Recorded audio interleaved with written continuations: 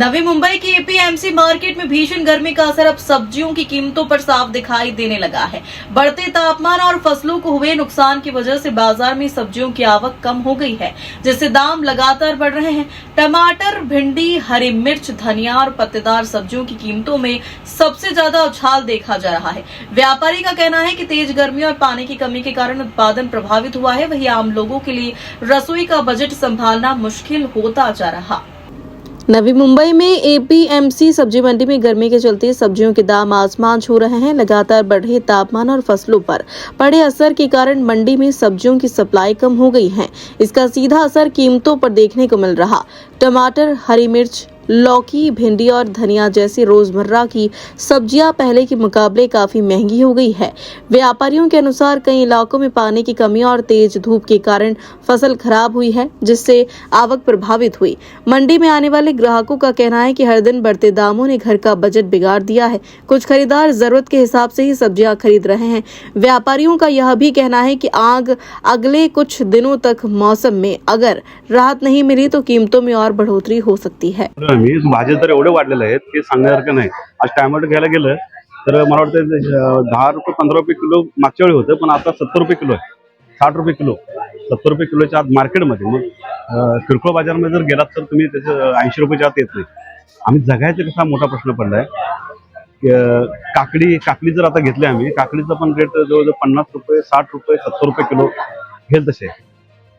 तर इतर भाज्या पण बघायला गेलं तुम्ही, शेंगा घ्या, कुठल्या पण भाज्या, आता मार्केटमध्ये आलोय मी, पण एकदम कडाडलेले भाव आहेत। आता कशामुळे वाढले, आता याच्यामुळेच सांगू शकत नाही ना काय। शेतकरी वाढून द्यायला लागला काय, तर मार्केटमध्ये वाढते काय समजत नाही। इंधन दरावर ते पण आहेच, युद्धाचा फटका पडला। काही म्हणतात युद्ध झालं त्याच्यामुळे व्हायला लागले, इंधन वाढलं, पेट्रोलचा दर वाढला, ह्याचं वाढलं, त्याच्यामुळे हे पण वाढते। डिझेलचा दर वाढला त्यामुळे वाढायला लागला, सगळी बोलतो। आता कुठं वाढलंय नेमकं काय सांगू शकत नाही। सामान्य माणूस कसा जगायचा हा मोठा प्रश्न आहे। तुमचं नाव सर? चंद्रकांत सुतार म्हणून। मी जिथं 5 ते 10 किलो भाजी घ्यायची तिथं आता फक्त 2च किलो किंवा 2.5 किलो असं घ्यायला लागली। इंधन दरवाढी, पेट्रोल, डिझेल हे सगळे भाव वाढले, कसं जगायचं सामान्य माणसाने? याच्यावर काहीतरी केलं पाहिजे सरकारने।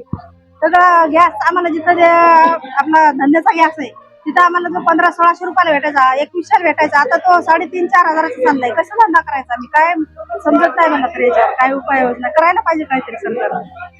किती भाजी खरेदी केलेली आहे? भाजी मी आता फक्त जिथं आम्ही आता माझा धंदा आहे, आपला वडापावचा स्टॉल आहे माझा, गोबी बिबी लागायचा मला 30 ते 40 किलो, त्याच्या जागेवर मी 20 किलो घेतले। आता मिरचीचे पण वाढलेले भाव, जिथं 100ला 2.5-1.5 किलो यायची तिथं किती मला वाटतं आता 250 रुपये सांगायला लागले। ते सामान्य माणसाचं हाल होतात ना खूप याच्यामध्ये, धंदा पण नाही पहिल्यासारखा। हा भाव वाढले ते बघत नाही। जसं आपलं तेल वाढलंय, बेसन वाढलं किंवा आपलं भाजीपाले वाढले, गॅस वाढला, त्याच्यावर बोलत नाही, त्यांना आपलं 5 रुपये वाढवले की हा वाढले याच्यावर लगेच बोलतो असं होतं। हा 2000 भेटायचं आता अजून म्हणजे 3-3.5 हजार लागायला लागले एवढं। माझं नाव राधा कैलास राऊत। एक तर उष्णतेचा फटका, शेतकऱ्यांना पाणी पुरवठा कमी प्रमाणात होतो। दुसरी गोष्ट, आत्ता 2-3 दिवसापूर्वी इंधन दर वाढली आहे, त्याच्यामुळे ट्रान्सपोर्टर वाल्यांनी तिकडे दर वाढवलेले आहेत।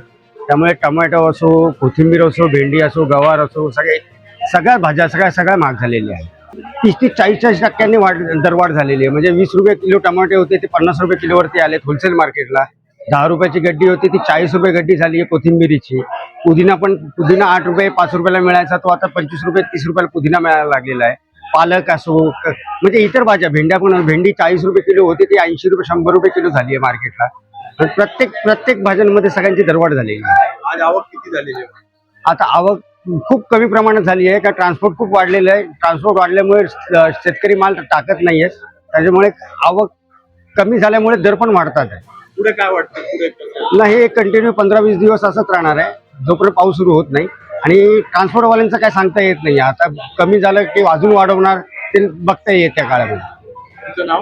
माझं नाव सूर्यकांत लोकरे।